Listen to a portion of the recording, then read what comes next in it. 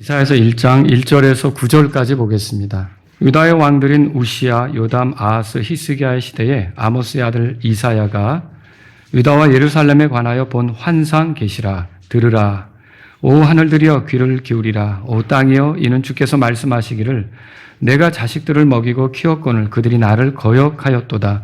소도 자기 주인을 알아보고 나귀도 자기 주인의 구유를 알건만은 이스라엘은 알지 못하며 내 백성은 깊이 생각하지 못하는도다 하셨기 때문이라. 아, 이들은 죄 많은 민족이요 불법을 짊어진 백성이요 행악자들의 씨요 부패시키는 자식들이로다. 그들은 주를 버렸고 그들은 이스라엘의 거룩하신 이의 분노를 일으켰으며 그들은 뒤로 물러가 버렸도다.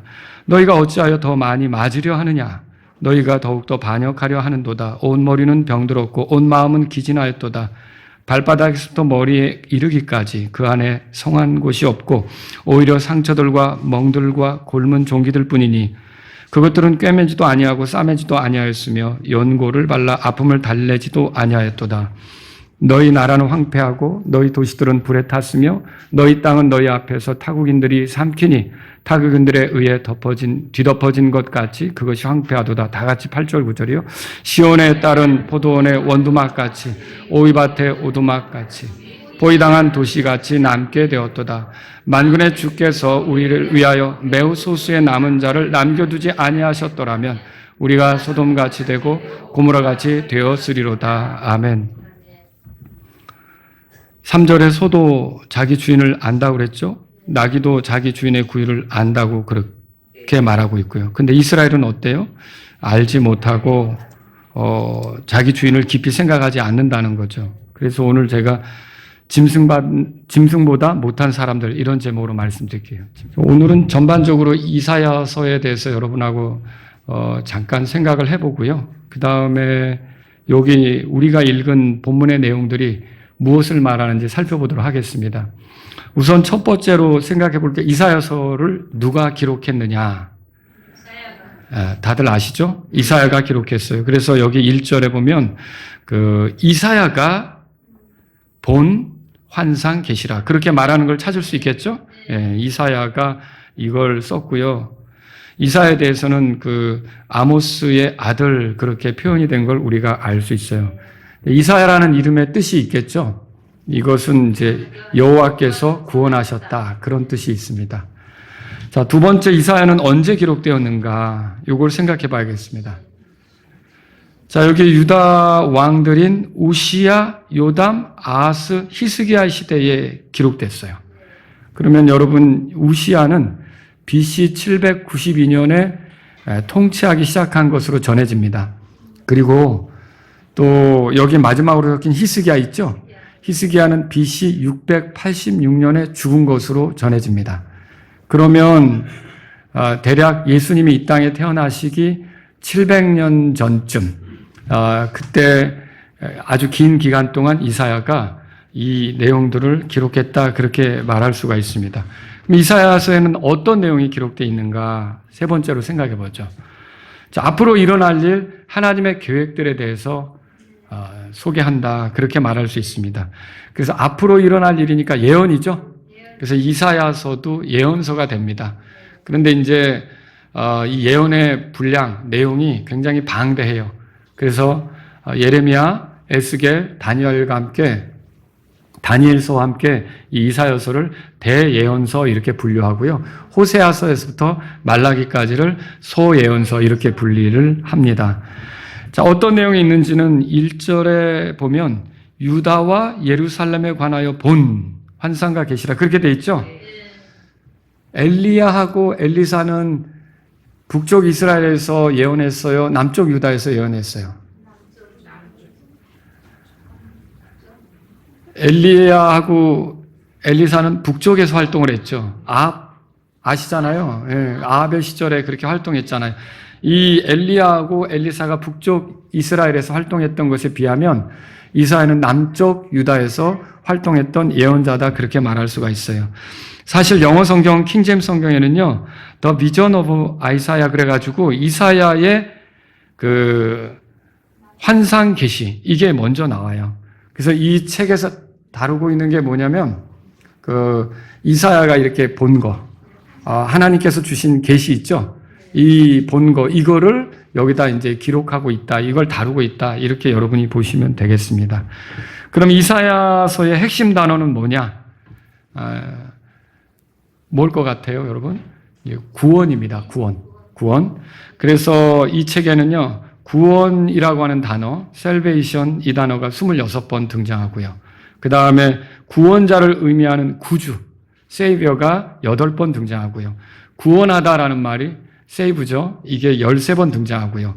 이것의 과거 형태로 이제 saved 이것이 6번 등장하고요. 그래서 50번 이상 이 구원이라는 것과 관계된 말들이 여기 이제 소개되는 걸 알 수 있어요. 자, 그럼 이사야서는 어떻게 구성되어 있는가 5번째로 생각해 보죠. 이사야는 모두 몇 장입니까? 이사야서 66장으로 되어 있죠. 성경에서 제일 긴 장을 가진 책은 시편이죠. 시편이죠. 그 다음으로 이제 이사야서가 어떻게 보면 되는 겁니다. 이사야서가. 자, 이사야서는 66장으로 이루어졌는데 이게 마치 신구약 모두 몇 권이죠? 66권이죠. 그것을 이렇게 비춰주는 것 같아요. 그래서 이사야서를 이렇게 나누면 1장에서 39장까지가 하나님의 통치에 대해서 이렇게 말하고 있어요. 메시아가 오면 이루어질 통치, 이런 것들. 그리고 40장부터 끝에까지는 이제 메시아를 통한 구속사역, 이런 것들을 소개한다. 이렇게 볼 수가 있어요. 그래서, 이사야는 마치 성경의 축소판 같다. 이렇게 이제 말할 수도 있죠. 자, 메시아가 등장했을 때, 예수님께서 유대 땅에 나타나셨을 때, 유대 종교자들이 크게 오해한 게 뭐냐? 자, 그리스도가 오면 하실 일들이 있죠. 여러분이 성경을 보면 계시록에서 그리스도를 2가지 짐승으로 표현하는 게 있는데 하나는 사자고요. 하나는 어린 양이에요. 이 2 짐승으로 우리가 메시아가 와서 하시게 될 일들을 이렇게 정리해 볼 수 있거든요. 사자는 통치하고 심판하고 다스리는 거죠. 그리고 어린 양은요. 희생당하는 거, 죽임당하는 거죠. 그런데 예수님이 오시죠. 2번째로 오실 때는 통치자, 심판자, 다스리는 분으로 오실 거예요. 근데 첫 번째로 오실 때는 물론 그분이 왕이시고 다스릴 거지만 먼저는 자기 백성을 모으시기 위해서 어린 양으로 오셨잖아요. 근데 유대의 종교 지도자들이 잘못 본 게 뭐냐면 사실 이사야서를 보면 이 2가지 측면에서 다 비춰주고 있는데 한 가지는 제외해버리고 어린 양이신 측면은 제외해버리고 그분이 통치하고 다스릴 거 여기에만 흥분을 한 거예요. 그러니까 예수님이 와서 자기 자신을 이제 죽임당한다고 이렇게 했을 때 백성들 때문에 이렇게 예루살렘에 올라가서 죽임당한다고 했을 때 이 사람들은 그게 이해가 안 되는 거예요. 그들은 다스릴 그런 메시아, 통치하실 메시아, 이런 메시아를 기다렸는데 기껏 희생물이나 된다고 하니까 많은 사람들이 실망하고 이제 낙심하고 이렇게 했던 걸 우리가 보는 거죠. 그래서 여러분과 제가 예수님에 대해서 알 때는 이 2가지 측면을 균형 잡히게 보는 게 필요합니다. 여러분, 예수님이 어린 양이시죠? 예수님은 유다 지파의 사자로서 또한 다스리고 통치하는 분이세요. 이분이 이제 오실 거죠. 자, 여기서 많이 발견되는 또 표현이 뭐냐면요. 이스라엘의 거룩하신 이라는 표현이에요. 이게 4절에도 나와요. 이스라엘의 거룩하신 이. 그래서, 이스라엘의 거룩하신 이에 대해서 말하고 또 그리스도에 대해서도 많이 말해주고 있는 게 이사야서다. 이렇게 정리하시면 되겠습니다. 자, 이제 이사야서 1장이 어떻게 구분되는지 보여드릴게요. 이사야서 1장은 크게 이제 2개로 나눠지는데 1절은 이사야가 활동했던 시기, 그리고 그 활동했던 대상. 활동했던 시기는 언제라고 그랬어요? 예수님이 나시기 700년 전. 그리고 활동했던 대상은요. 예루살렘과 유다 사람들이죠. 이 사람들을 대상으로 활동했던 거예요. 그리고 활동했을 때 무엇을 내용으로 해서 전했어요? 이제 오시는 메시아, 그분에 관한 예언들, 이런 것들을 소개하는 걸 우리가 알 수 있는 거죠. 자, 1절이 그렇게 말하고 있고요. 2절부터 나머지 끝까지는요, 죄에 대해서 말합니다. 뭐에 대해서 말한다고요? 죄에 대해서. 그래서 2절에서 9절까지는 유다 민족의 민족적인 죄, 10절에서 20절까지는 유다의 종교적인 죄, 그리고 21절에서 24절까지는 유다의 사회적인 죄, 그리고 이제 25절에서 끝절까지는요, 죄 가운데 있는 유대인들에 대한 경고, 이런 것들을 담고 있죠. 그래서 오늘 저하고 여러분들이 이제 2절부터 보려고 해요. 2절부터 이렇게 9절까지 한 절 한 절 보면서 여러분에게 말씀을 드리겠습니다. 여기서 한마디로 말하는 내용은 유대인들이 짐승보다 못하다, 그 소리예요. 유대인들이 짐승보다 못하다.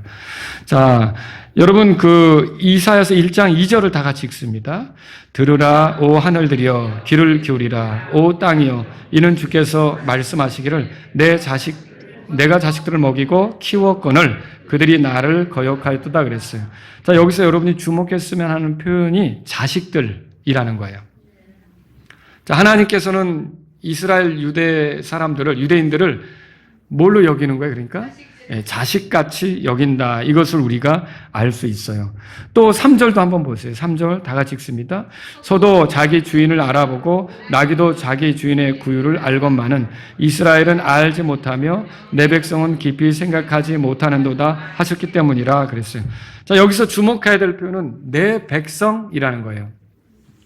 그러면 하나님께서는 2절에서 이스라엘 이 유대인들 예루살렘 사람들은 내 자식 같다 이렇게 표현했다면 3절에서는 이들이야말로 내 백성이다 이렇게 표현하고 있는 거예요. 그러면 여러분 그 백성이라고 하면 이 이스라엘 백성은요 하나님을 최고의 주권자로 알고 섬겨야 될 그 사람들인 거죠. 그리고 왕이신 하나님께서 내신 법을 존중하면서 살아야 될 사람들인 거예요.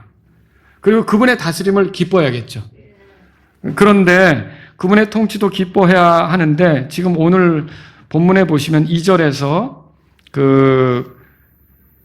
그들이 나를 거역하였도다 찾으셨어요? 네, 그 불순종했다는 뜻이죠. 불순종했다는 뜻이에요. 그런데 이것도 영어 성경을 통해서 보면요. 이 사람들이 쭉 불순종해온 거예요. 네, 지금까지 계속 이렇게 불순종해온 거죠. 그래서 이 사람들이 하나님의 심기를 많이 불편하게 한 것을 우리가 볼 수 있는 거죠. 그리고 여러분 그들에게 아버지 같은 분 아닙니까? 근데 아버지를 무시한다 그러면 불효막심하다 소리 듣잖아요. 불효막심하다. 그리고 왕을 무시하는 신하다. 왕을 무시하는 백성이다. 그러면 어떻게 돼요? 불충하다. 불충한 백성이다. 이런 소리를 듣잖아요. 그런 소리를 들을 수밖에 없는 이들이었던 거죠.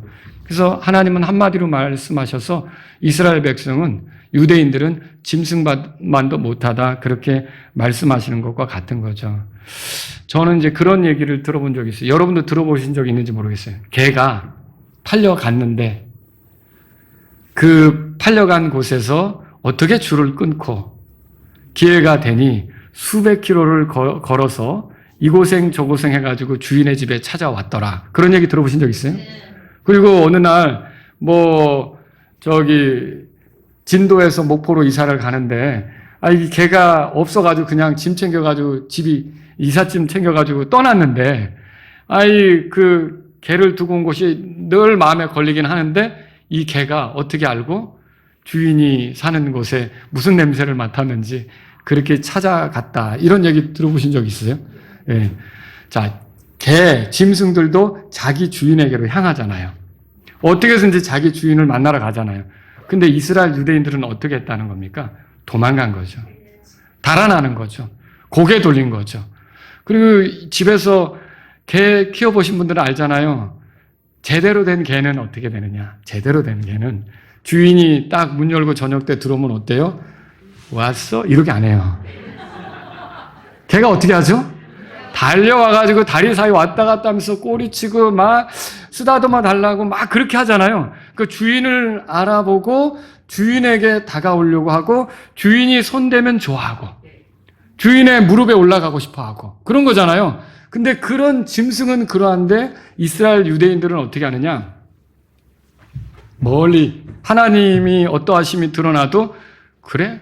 그게 이런 식이라는 거죠. 그러니까 어때요? 이게 이스라엘 유대 사람들, 예루살렘 사람들은 짐승만도 못하다는 거죠. 이게 짐승만도 못하다는 게, 여러분, 하나님은 높으신 분이잖아요. 높으신 분 맞죠? 온 인류 가운데 최고로 높은 존재가 누구예요? 하나님이시죠? 그러면 인간 사회를 생각해 보세요. 직장에 들어가도 높은 분이 오면 어떻게 하죠? 딱 이렇게 격식을 갖추고 이렇게 하면서 반기고, 또 높은 분이 오면 어떻게 조심하려고 그러고 이러죠? 근데 이스라엘은 그게 없는 거예요. 이해하시겠죠? 지금 이 땅에 사는 사람들이 정말 이 성경의 말씀에 비춰보면 그 높으신 하나님께 무례하고 무시하고 함부로 대하는 게, 그러니까 오늘 말씀에 비춰보면 짐승만도 못한 거죠. 그러니까 제 과거가 짐승만도 못한 사람이었다는 뜻이에요. 구원받기 전에 내 모습이. 그리고 여러분, 하나님은 어떤 분이세요? 거룩한 분이시죠? 거룩한 분이시란 말이에요. 여러분이 어떤 사람이 선하다, 도덕적으로 바르다, 그러면 뉴스에서 그런 사람이 나온다, 예를 들어서. 그 사람에 대해서 존중하려고 할걸요? 예를 들어서, 일본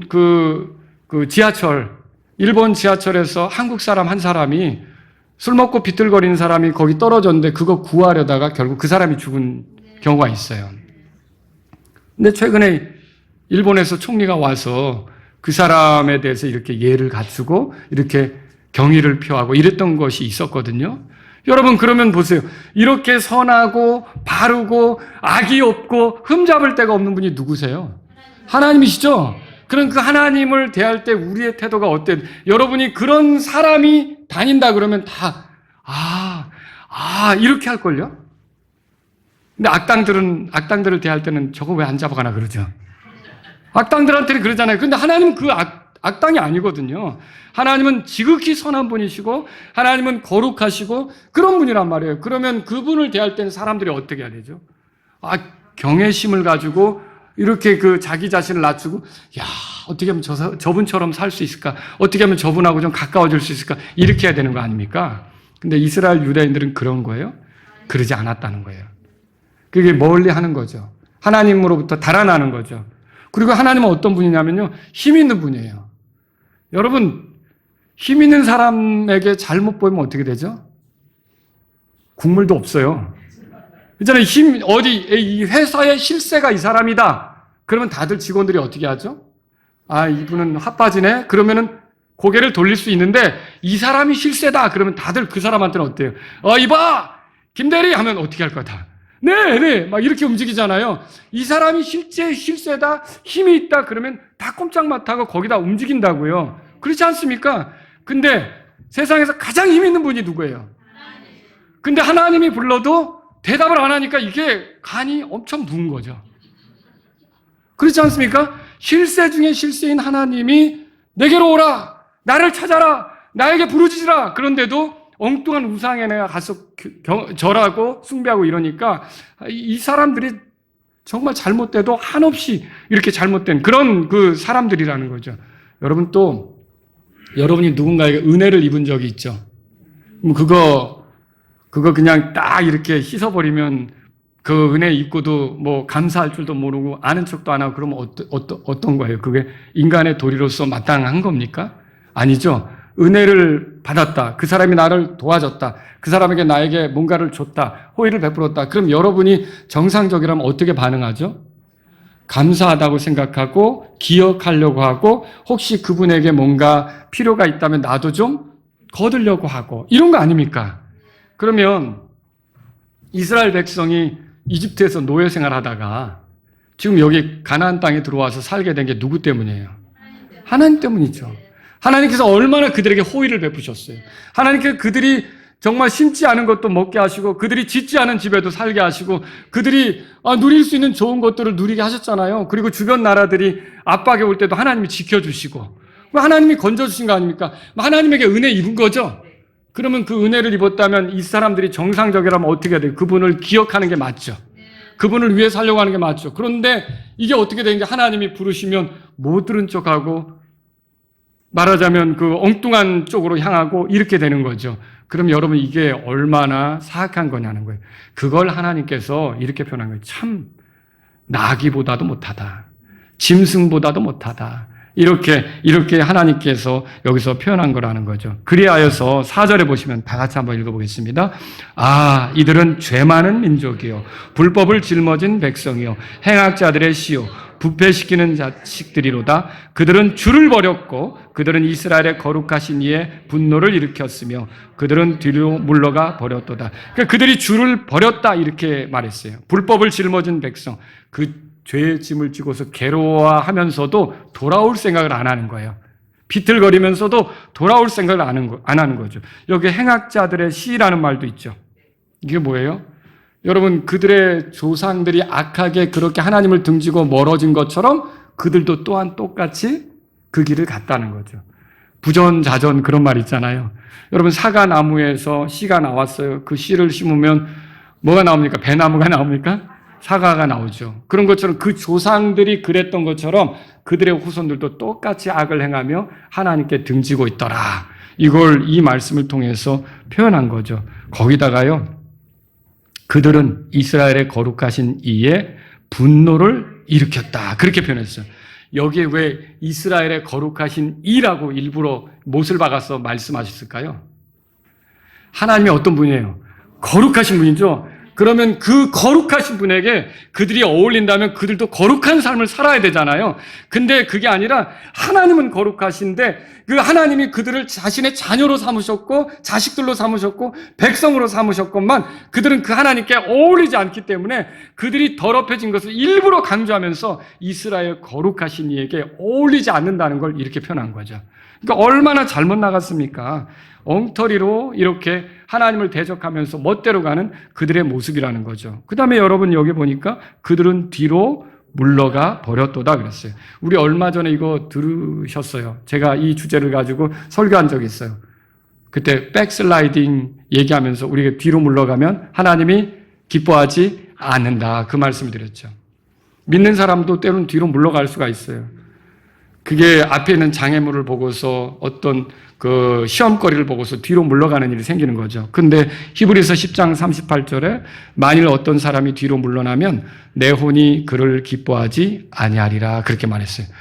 여러분과 저는요, 자꾸 그리스도께로 다가가야지 뒤로 물러갈 생각을 해서는 안 됩니다. 하나님께 은혜를 입었다면 계속 하나님을 찾아야죠. 하나님을 향해야죠. 그게 이 이스라엘 백성의 모습이어야 되는데 이들이 뒤로 물러가는 일을 계속했던 거예요. 이거 하나님이 기뻐하시지 않습니다. 그러면 그렇게 해서 제대로 됐느냐? 이 하나님이 또 사랑이 많으시잖아요. 하나님이 사랑이 많으신데 자신의 자녀가 이렇게 어리석게 가는데 못 본 척하고 있지는 않는다는 거죠. 어떻게 하죠? 매를 드셔요. 5절 다 같이 읽습니다. 너희가 어찌하여 더 많이 맞으려 하느냐? 너희가 더욱더 반역하려 하는도다. 온 머리는 병들었고 온 마음은 기진하였도다. 보세요. 어찌하여 더 많이 맞으려 하느냐? 이 말은 뭐예요? 그동안 맞아왔다는 거죠. 그럼 좀 맞으면 정신을 차려야 되잖아요. 맞으면 돌이켜야 되잖아요. 맞으면 거기서 멈춰야 되잖아요. 근데 자꾸만 매를 들게 하는 거예요. 그래서 계속 맞아서 어떤 거예요? 더욱 반역하기 때문에 이 머리도 병들고 온 마음도 기진하고 성한 것이 없다는 거죠. 자, 왜 그래요? 이게 하나님께서 징계로 이들을 다스릴 때 결국은 이들이 불편한 상황 속에 처해질 수밖에 없다는 거죠. 자, 여기 6절에 한번 보겠습니다. 6절에 자, 다 같이 6절 읽겠습니다. 발바닥에서부터 머리에 이르기까지 그 안에 성한 곳이 없고 오히려 상처들과 멍들과 골문 종기들 뿐이니 그것들은 꿰매지도 아니하고 싸매지도 아니하였으며 연고를 발라 아픔을 달래지도 아니하였도다. 여러분, 이스라엘 백성이 반역을 했어요. 더욱더 반역한다 그랬어요. 근데 사탄의 뜻이 그거잖아요. 반역자. 그러니까 하나님께 반역한다는 건 누구 편에 서는 거예요? 사탄 편에 서는 거죠. 오늘 아침에 제가 말씀을 전하면서 여러분들에게 사탄이 좋아하는 대로 살지 말자 그랬잖아요. 근데 이게 지금 이스라엘의 모습은 반역을 통해서 반역자인 사탄을 따라가고 있는 거죠. 그러니까 하나님이 기뻐하실 수가 없는 거죠. 신명기 6장 5절에 보면 너는 내 마음을 다하고 내 혼을 다하고 내 힘을 다하여 주 내 하나님을 사랑하라 이렇게 했는데 하나님을 사랑하긴커녕 뒷걸음질 치면서 불러도 달아나고 엉뚱한 신에게 매달리고 잘못된 우상들에게 도와달라고 하고 이교도들의 풍습을 받아들이고 이런 모습이 있었던 거죠. 제가 아는 분은 그 개를 참 좋아하셨어요. 지금도 개를 좋아하셔서 개를 키우는 걸로 제가 알고 있어요. 근데 진돗개를 이렇게 키우고 계셨어요. 그 개에 대한 자랑을 저에게도 하셨어요. 진돗개가 얼마나 충직한지. 여러분, 진돗개가 충성심 있고 용맹스럽다고 알려져 있잖아요. 아니, 그런데 이 개가 그분의 아내를 물었어요. 물어가지고 상처가 난 거죠. 자, 그런데 그때 어떻게 했을까요, 이분이? 그 용맹스럽고 충성스러운 개가 한번 물었어요. 예, 데려가서 안락사를 시켰어요. 물론 지금은 다른 개를 키우고 있어요. 다른 개를 키우고 있는데. 그럼 여러분, 개가 한번 물었는데, 그러니까 주인에게 대든 거죠. 주인에게 물은 거죠. 그러니까 이 주인은 어떻게 한 거예요? 남편은 너무 이거는 아니다. 그러니까 안락사를 시킨 거죠. 그러면 이렇게 된다 그러면 이스라엘 백성들은 안락사를 당해도 수없이 당했겠죠. 근데 하나님께서 그들을 계속 살려주시면서 징계하시는 거죠. 뭘 원하실까요? 돌아오라는 거죠. 그들이 돌아오기를 바라는 거예요. 여러분, 출애굽할 때 이스라엘 백성은요, 시내 산 아래서 그분의 백성이 되기로 했단 말이에요. 그건 어떻게 보면 서약하는 것과 같아요. 근데 이스라엘 백성의 모습이 어떻게 하느냐? 혹시 여러분들은 결혼식 날의 서약을 그냥 식순에 뭐 넣어야 되니까 할 수밖에 없는 서약이었지, 그런 걸로 생각하십니까? 여러분이 결혼식 날 신랑 아무개 군은 세상에 많은 여자가 있지만 다른 여자는 쳐다보지도 않고 눈길도 주지 않고 오직 앞에 서 있는 신부 아무개 양을 평생 사랑하고 세워주고 같이 하고 함께 하겠는가 그럴 때 여러분 대답하잖아요. 거기서 만약에 머리를 쓱 쩍 글쎄 이러면 어떻게 되는 거예요? 그럼 끝나는 거예요. 그 결혼은. 결혼 진행이 안 되는 거죠. 그렇죠? 그때는 대답을 해야죠. 대답을 하는데 신랑이 네 이렇게 하면 어떻게 되죠? 주례자가 가만히 있습니까? 요즘엔 또 주례 없는 결혼까지 있어요. 우리 교회 식구들은 제발 그런 결혼을 안 했으면 좋겠어요. 하나님과 성도들 앞에 말씀도 듣고 권면도 듣고 이렇게 하나님께 영광 돌리는 그런 결혼이 되기를 바랍니다. 예? 그런데 대답을 만약에 네 하고 조그맣게 했다면 주례자가 저 같으면 어떻게 했어요? 대답을 크게 하시오! 이렇게 하겠죠. 그래가지고 어떻게 색시 맞이하겠어? 이렇게 예. 그러면 대답을 크게 한단 말이죠. 네. 그러면 그 서약은 어떤 거예요? 지켜야 되는 거예요? 네. 그 서약 들으려고 온 일가 친척 다 불렀잖아요. 친구 불렀잖아요. 직장 동료 불렀잖아요. 교회 성도들 불렀잖아요. 다 불러놓고 그렇게 하겠다고 서약을 해놓고 포기였어요. 그러면 어떻게 되겠어요? 그거 지킬 수 없어요. 그러면 어떻게 되겠어요? 그건 큰 모욕이죠. 그날 참석한 사람들에 대한. 그러니까 약속을 했으면 지켜야 되는 거죠. 그런데 이스라엘 백성은 어때? 시내산에서 하나님께서 명령을 주시고 이대로 하겠느냐 그랬더니 우리가 그렇게 하겠습니다 그랬어요. 여러분 아시죠? 우리 그렇게 하겠습니다. 그거는 실없는 소리가 되면 안 되는 거예요. 근데 지금 와서는 어떻게 하느냐? 언제 그랬냐는 듯이 엉뚱한 신 섬기는 거예요. 우상 섬기는 거예요. 그러니까 이게 말하자면 결혼 서약식 때 실컷 목소리 내서 네 그렇게 하겠습니다라고 서약해놓고 딴짓하는 사람하고 자기 배우자 놓고 딴짓하는 사람하고 똑같은 꼴이라는 거죠. 이러니까 하나님이 기뻐하시겠습니까? 그래서 하나님이 그들을 때리실 수밖에 없는 거죠. 머리는 병들었고 온 마음은 기진하였다 그랬어요. 발바닥부터 머리까지 성한 곳이 없었다 그렇게 말하고 있어요. 자, 하나님께서 그들을 때리신 이유가 뭡니까? 미웠다. 맞아요? 하나님 그들을 사랑하셨죠. 근데 사랑하셨는데 바로잡기 위해서 그들을 때리실 수밖에 없었던 거예요. 그래서 그들의 모습이 어떠했습니까? 7절에 보세요. 7절 다 같이 있습니다. 너희 나라는 황폐하고 너희 도시들은 불에 탔으며 너희 땅은 너희 앞에서 타국인들이 삼키니 타국인들에 의해 뒤덮어진 것 같이 그것이 황폐하도다 그랬어요. 그들의 나라가 황폐하게 됐대요. 그들의 도시는 불탔대요. 여러분 우리가 구약의 예언서들을 읽을 때 하나님께서 그 자신의 백성을 징계하실 때 사용하는 세 가지 방법이 있다 그랬죠. 기억나세요? 뭐예요? 칼과 기근과 역병 이걸 사용하신다 그랬잖아요. 그러니까 이런 것들이 그들에게 쏟아지면서 정신 못 차릴 지경이 된 거예요. 주변 나라에서 칼 들고 쳐들어와서 다 뺏어가니까 다 소유를 잃어버리고 그 도시는 불타고 막 이런 환경이 된 거죠. 그러면 이런 정도로 되면 이 사람들은 어떻게 해야 돼요? 돌이켜야죠. 하나님께 두 손 들고 돌아와야죠. 그 노래도 있잖아요. 전부여 의지 없어서 손 들고 옵니다. 그런 것처럼 이들이 돌아왔어야 되는 거예요. 그런데 얼마나 고집스러운지 하나님께서 그들을 계속 치실 수밖에 없는 그런 상태가 된 거죠. 그래가지고 그 모습이 어떠했느냐? 8절에 읽어보세요. 8절 다 같이 읽습니다. 시온에 따른 포도원의 원두막같이 오이밭의 오두막같이 포위당한 도시같이 남게 되었도다. 이게 무슨 말입니까?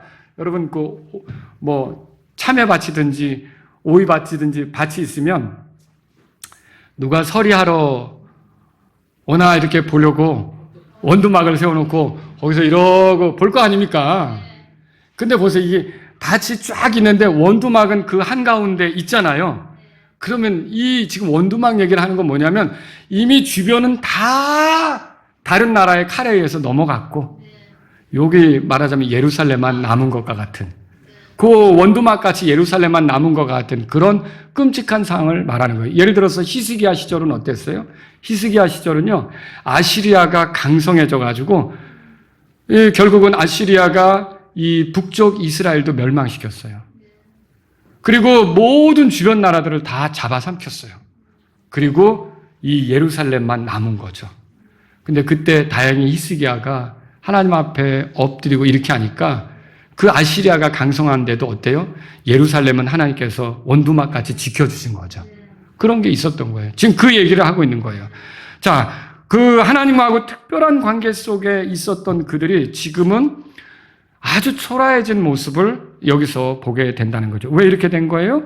금하신 우상들을 숭배했고 이교도들의 풍습을 끌어들였기 때문에, 그것도 하나님의 백성인 그들이 그렇게 했기 때문에 이런 일이 벌어진 거죠.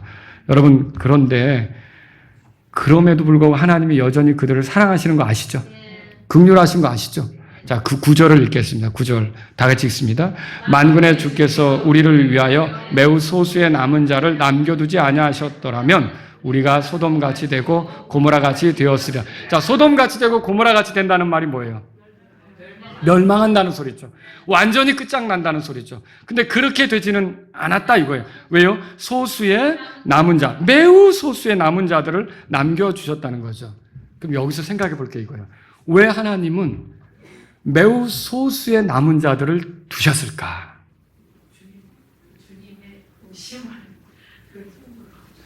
예, 잘 말씀하셨어요. 이게 하나님께서 여자의 씨에 대한 약속을 했고 아브라함의 씨에 대한 약속을 했고 또 이삭의 씨에 대한 약속도 하셨고요. 그 다음에 유다 지파에서 온다고 약속했고요. 다윗의 씨로 온다고 했잖아요. 누가? 우리를 구원하실 메시아가 온다고 약속했잖아요. 우리의 죄에서 우리를 건질 그 구원자가 오신다고 약속했잖아요. 그럼 하나님이 약속한 거죠. 사람은 약속을 어겼어요. 신의 산에서 했던 그 대답대로 살지 못했어요. 하지만 하나님은 자신의 백성을 향한 약속을 지키시는 분이에요. 그러니까 이 하나님이 하신 약속이 있기 때문에 이 약속에 대해서는 신실하실 것이고 이 약속을 반드시 성취할 거기 때문에 이 죄악된 그런 사람들, 다 멸망해가는 사람들인 것 같아도 매우 소수의 사람들이 남겨두셔서 그들을 통해 메시아가 오는 통로로 삼으시는 거죠. 놀라운 일 아닙니까? 이거 하나님께서 굉장히 긍휼하신 거죠. 여러분, 이렇게 지금 사정이 그랬다라고 이사야가 이 유대인들을 향해서 예언을 하게 된 거예요. 그 상태를 지적한 거죠. 여기서 우리가 몇 가지 정리하고 끝내려고 해요. 첫째는 뭐냐면요, 하나님의 백성이라도 하나님을 잊고, 하나님의 백성이라고 일컬어지는 자도 하나님을 잊고 살 수가 있을까요? 네. 있죠. 하나님으로부터 멀어질 수 있을까요? 네, 있을 수 있죠. 뒤로 물러갈 수 있어요. 그리고 하나님의 뜻을 저버릴 수 있어요. 하나님을 존중하지 않을 수 있어요. 여러분과 저는 제가 아까 드렸던 말씀을 기억하셔야 돼요. 하나님께서는요, 지극히 높으신 분이에요. 내가 직장에서 어떤 높은 사람을 상대하든지 내 주변에 어떤 사람을 상대하든지 여러분과 저는 그분 앞에 경의를 표하고 그분을 존중해야만 하는 거예요. 그분은 우리에게 은혜를 베푸신 분이에요. 우리가 누리는 모든 것이 그분에게서 왔잖아요.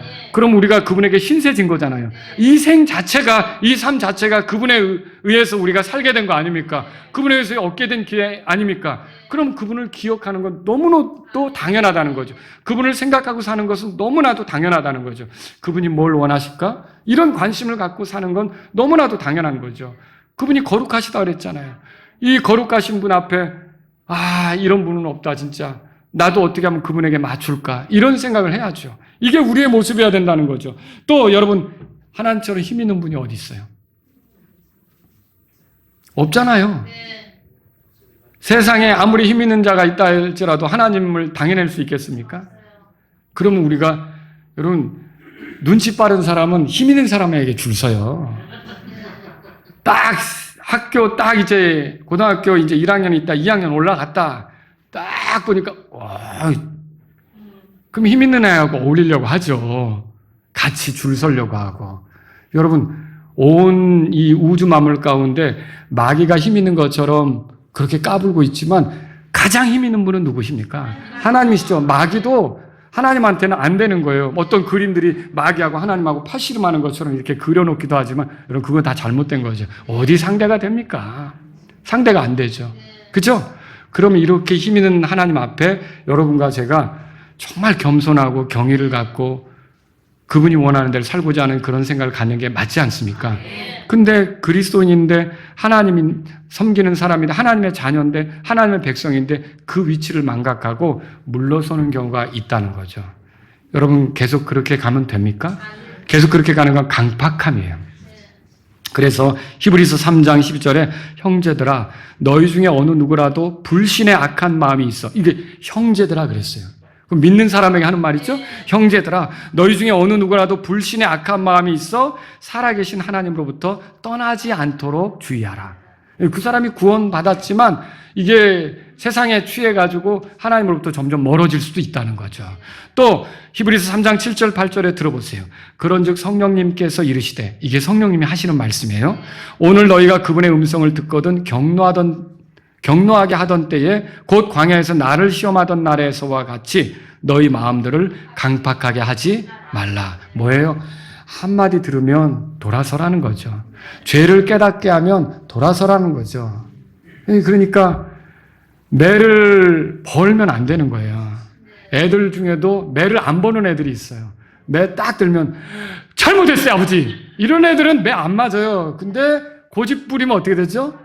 더 맞죠. 매 딱 잡으면 내가 왜 그랬지? 그러지 말았어야 되는데 매 안 맞죠. 근데 딱 서가지고 잘못 없는 것처럼 꼿꼿이 서 있으면 어떻게 돼요? 불어 터지죠.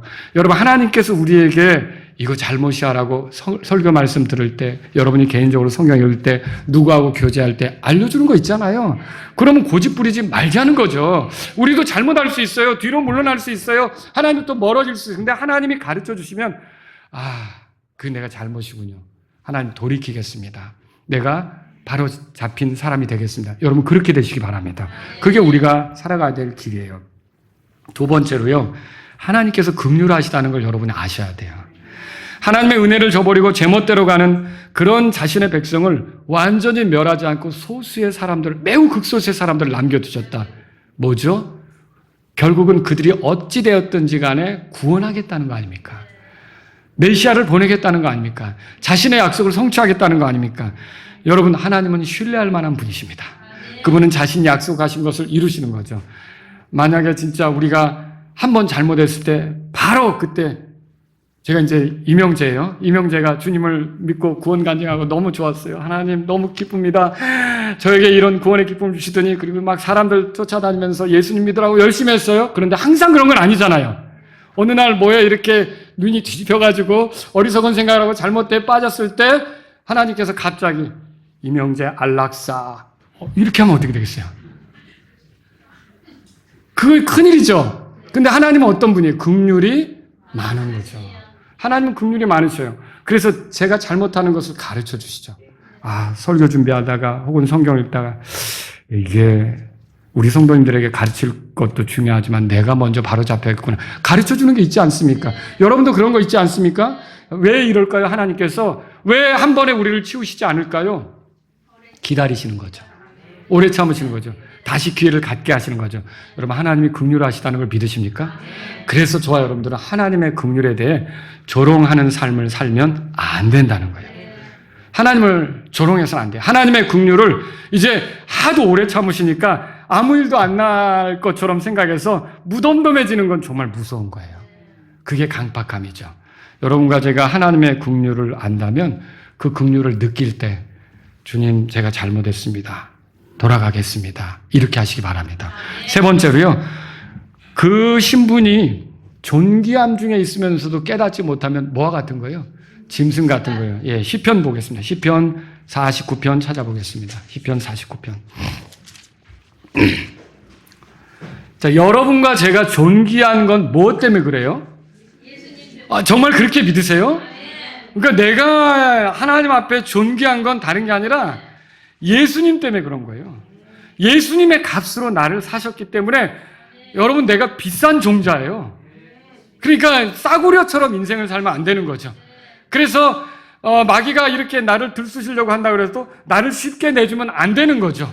그리고 혹시라도 내가 어리석게 내주었다면 그거를 아무렇지도 않게 넘어가면 안 된다는 거죠. 분하고 아주 괴로워서 거기서부터 다시는 그런 일이 생기지 않도록 돌아서야 되는 거죠. 여러분, 우리는 굉장히 이런 정말 예수님을 통해서 보면 굉장히 값이 있는 그런 귀한 존재라는 거예요.